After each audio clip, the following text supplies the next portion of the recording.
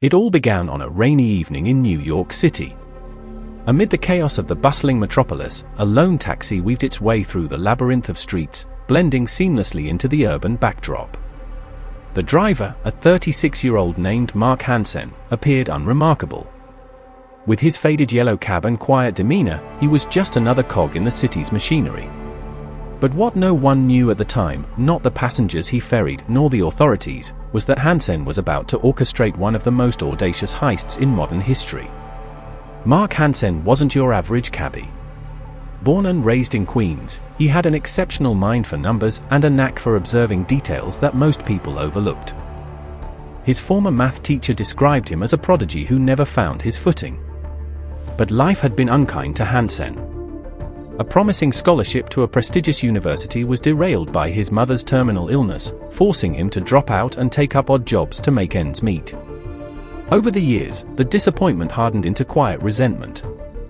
Driving a cab became both his livelihood and his disguise, a role that allowed him to stay invisible in plain sight. Hansen's life took a turn when he stumbled upon an unusual opportunity. One of his regular passengers was a mid-level employee at a private security firm contracted by the Federal Reserve Bank of New York. The passenger, often preoccupied with his phone calls, unwittingly revealed bits and pieces of information about the bank's cash transport logistics. Hansen's sharp mind pieced together a system that was designed to be foolproof but had one glaring vulnerability: human error. For months, Hansen meticulously gathered information. He installed a dashcam in his cab, claiming it was for safety, but he used it to record conversations. He began researching the Federal Reserve's protocols, poring over publicly available documents and cross-referencing them with what he overheard. Hansen realized that the weekly transport of cash to off-site facilities involved a brief, overlooked window of vulnerability, a transfer point where armored trucks were temporarily staged in an underground loading dock before being dispatched. Hansen's plan required precision, resources, and, most importantly, people he could trust. He reached out to an old acquaintance, Luis "Lou" Ortega, a disgraced former security guard, with a chip on his shoulder.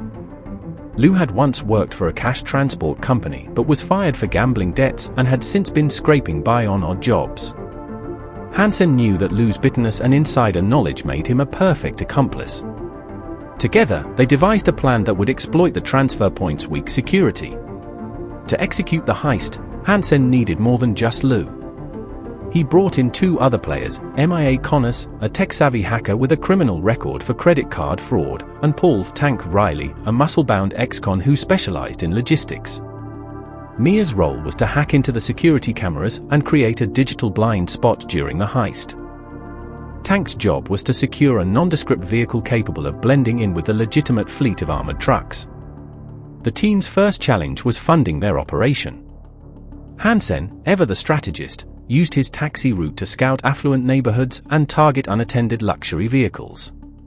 By flipping stolen cars for cash, the team amassed a modest war chest without drawing undue attention. Mia used some of the funds to acquire high-end hacking tools on the dark web, while Tank secured a used armored truck and painstakingly retrofitted it to match the specifications of the Federal Reserve's fleet. Hansen's meticulous planning didn't stop there. He immersed himself in the routines of the city's financial district, studying every detail of the Federal Reserve's cash transportation operations. He spent hours parked near the bank, observing the timing of armored trucks entering and leaving the facility. Using binoculars, he noted guard shifts, vehicle patterns, and potential blind spots. Hansen even befriended a few lower-level bank employees under the guise of a friendly cab driver, gathering nuggets of information to further refine his plan. Meanwhile, Lou proved invaluable in simulating security protocols. Drawing on his experience, he staged mock inspections with the team, drilling them on how to handle potential questions or setbacks. Tank, a perfectionist in his own right, made multiple trips to junkyards and industrial supply stores to ensure their retrofitted truck could withstand scrutiny. Mia, ever the innovator, developed a program that could remotely disrupt radio frequencies in case law enforcement tried to use GPS tracking or communication during the heist. As the weeks turned into months, the group's bond grew stronger. Despite their criminal intent, they operated like a well-oiled machine. They shared meals in a dingy rented warehouse that served as their headquarters, strategizing late into the night. Hansen emerged as the unquestioned leader, his calm demeanor inspiring confidence even in the face of mounting risks. But beneath his composed exterior, Hansen wrestled with doubts. He knew the odds were against them, and the tiniest oversight could unravel everything. The final phase of preparation involved creating airtight alibis. Hansen instructed each member to establish routines that would make them appear far removed from the crime scene on the night of the heist. Lou took up part-time work at a hardware store, ensuring he was seen clocking in and out regularly. MIA frequented a local library, using the public computers to mask her online activities while appearing to be an ordinary student. Tank, ever the fitness enthusiast, joined a 24-hour gym, deliberately timing his workouts to coincide with the planned heist. With the pieces in place, Hansen set the date. The target was a Friday night, when the city's nightlife would create enough chaos to cover their tracks. The team rehearsed their roles down to the second. MIA practiced infiltrating the security feed in a simulated environment, while Tank perfected his driving routes to ensure a clean getaway. Lou, using his insider knowledge, fabricated security badges and uniforms for the team. As the night approached, Hansen's calm exterior concealed the storm brewing within. The plan hinged on timing and precision, but even the slightest misstep could lead to their capture. Hansen's biggest concern was the unpredictability of human behavior. Would a guard notice something off? Would a pedestrian stumble upon the scene at the wrong moment? The risk was enormous, but so was the potential reward, $6 million in untraceable cash. The fateful night arrived, and everything seemed to go according to plan, at first. Hansen, posing as the driver of the retrofitted armored truck, entered the underground loading dock with Lou riding shotgun. MIA, stationed in a nearby van, successfully hacked into the security feed, looping footage to make it appear as though nothing was amiss. Tank followed in a second vehicle, ready to intercept and transfer the cash once it was loaded. The heist unfolded with clockwork precision. The guards, accustomed to routine, barely glanced at Hansen's forged credentials. Within minutes, the team had secured the cash and vanished into the night. But what they didn't know was that one of the guards had noticed a minor discrepancy. The license plate on the armored truck didn't match the records. It was a detail so small that it might have gone unnoticed under normal circumstances, but it set off a chain reaction that would eventually involve the FBI. As the stolen cash was being transferred to an undisclosed location, the Federal Reserve security team reviewed the footage and discovered the looped feed. Panic set in as they realized they'd been duped. By the time the authorities were alerted, Hansen and his crew were already on their way to executing the next phase of their plan, disappearing without a trace. But with the FBI now involved and the city's resources mobilized, the question wasn't just whether Hansen could escape with the money. It was whether he could outsmart a system designed to catch even the most elusive criminals. The stage was set for a high-stakes game of cat and mouse, with Hansen's team racing against time and the authorities closing in. The heist was just the beginning. For weeks, the FBI had nothing but dead ends and frustrated agents, chasing shadows that Ray Dawson had so carefully engineered. His escape was seamless, his trail cold. The Denver field office was in chaos, and Special Agent Elaine Harper was under mounting pressure to deliver results. The press was having a field day with the story, painting the FBI as incompetent and mocking their inability to catch a lone thief. Harper knew she was dealing with someone extraordinary, but every criminal makes a mistake, and Ray's mistake was about to surface. Buried in hours of grainy surveillance footage, an analyst spotted something Harper had initially overlooked, a slight inconsistency in Ray's taxi route on the night of the heist. Instead of driving straight out of downtown Denver as expected, his cab took a sharp detour through a parking garage just blocks away from the Federal Reserve. It was subtle, almost too subtle, but it was enough to pique Harper's curiosity. A deep dive into the parking garage security logs revealed a rented storage unit registered under a fake name. The FBI descended on the unit, hoping for a breakthrough. What they found was shocking. It wasn't the stolen cash, but a trove of items that painted a chilling portrait of Ray Dawson's meticulous mind. Blueprints of the Federal Reserve building. Detailed notes on employee habits and security rotations. a high-quality replica of the badge he had used to gain access. And most importantly, a burner phone, still powered on and pinging off nearby cell towers. For Harper, it was the first tangible thread connecting Ray to the crime. But she knew better than to celebrate too early. If this man was as brilliant as she suspected, this discovery might be another misdirection. The phone's contents provided a small but crucial lead: encrypted messages exchanged with someone overseas. The FBI Cyber Division cracked the code after days of round-the-clock work, uncovering Ray's escape route and false identities. It confirmed what Harper had feared: he was already out of the country. But one detail stood out: a transfer of funds to a small charter airline based in Miami. The FBI moved quickly. A review of flight records showed that a passenger matching Ray's description had boarded a private plane to Sri Lanka just days after the heist. From there, the trail went cold again. Harper knew she had no jurisdiction in the Maldives, where Ray had likely disappeared. But she wasn't ready to give up. Meanwhile, in the Maldives, Ray Dawson was enjoying the fruits of his labor. Posing as a reclusive entrepreneur, he rented a luxurious villa on a remote island, paid for with a seemingly endless stream of cash. He blended into the crowd of wealthy tourists, avoiding unnecessary attention and carefully avoiding the use of his real name.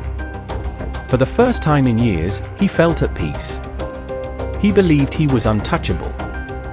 What Ray didn't anticipate was the sheer persistence of Special Agent Harper. She requested assistance from Interpol, sharing the intelligence her team had gathered. While the Maldives had no extradition treaty with the US, Harper was determined to corner Ray by other means. She suspected he wasn't done moving his money, and she was right. Through painstaking investigation, the FBI traced a suspicious series of transactions linked to offshore accounts. Ray was laundering the cash, moving small amounts to avoid detection. One transfer caught Harper's attention: a payment to a luxury yacht rental service in the Maldives. It was a risky move for someone trying to stay under the radar, and Harper saw it as her chance to strike. With help from Interpol, Harper coordinated with local authorities in the Maldives. She couldn't arrest Ray outright, but she could apply pressure. The Maldivian authorities froze the yacht rental payment, forcing Ray to cancel his plans. At the same time, Harper leaked false intelligence suggesting the FBI was closing in on his location. She wanted to make him panic, to force him into making a mistake. And it worked. Ray, paranoid and desperate to stay ahead, abandoned his villa and moved to a smaller, less conspicuous island. He believed he had outsmarted his pursuers once again, but every move he made brought Harper closer. Local informants spotted a man matching Ray's description paying in cash at a small resort. It was the first concrete sighting of him since the heist. What followed was a tense game of cat and mouse. Harper, working through intermediaries, placed Ray under discreet surveillance. She couldn't move too quickly, knowing that any misstep would send him fleeing again. But she also knew time wasn't on her side. Ray was a master of disappearing, and one slip could mean losing him for good. As Harper tightened the noose, Ray began to unravel. His paranoia grew as he noticed strangers watching him, as if the walls were closing in. He switched locations again, this time to an even more isolated island accessible only by boat. Harper's team tracked him from a distance, watching and waiting for the perfect moment to act. But Ray wasn't going down without a fight. He made one last desperate move, chartering a seaplane to leave the Maldives altogether. But Harper had anticipated this. Working with local aviation authorities, she ensured the plane's paperwork was delayed, buying her just enough time to organize a sting operation.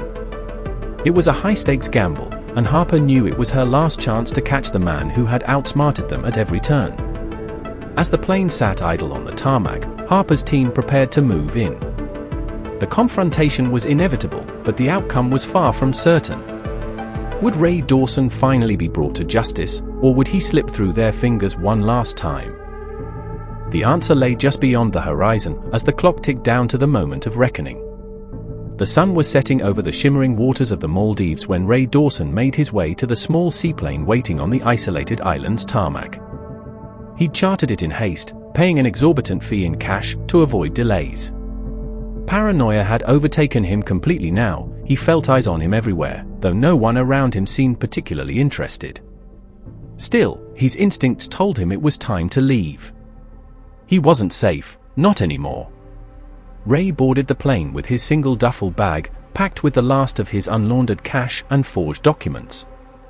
He kept his head down, avoiding the pilot's curious glance.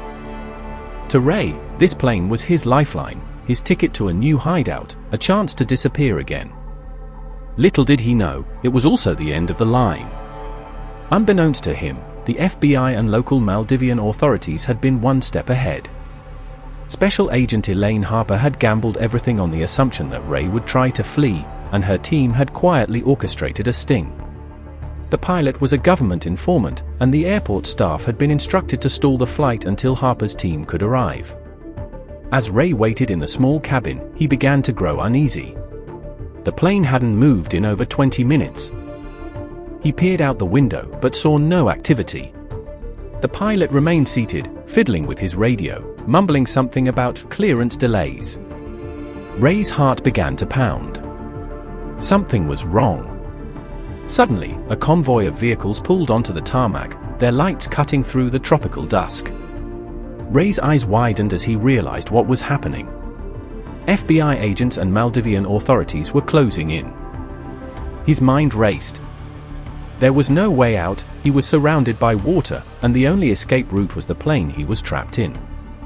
But Ray wasn't ready to give up. He grabbed his duffel bag, yanked open the plane's door, and bolted toward the shoreline, sprinting across the sand as if his life depended on it. Agents shouted for him to stop, but Ray didn't listen. He dove into the ocean, desperate to swim to freedom. It was a futile effort. The agents pursued him, cutting off his escape with a small patrol boat. Exhausted and out of options, Ray was dragged from the water and placed in handcuffs. As he was hauled onto the boat, his defiance melted into resignation. For the first time in years, Ray Dawson's life was no longer in his hands. Back in the United States, the story of Ray Dawson's capture made headlines worldwide. The taxi driver heist, as the media called it, had captivated the public's imagination for months. The unassuming man who had outwitted one of the most secure institutions in the country and evaded the FBI had finally been brought to justice.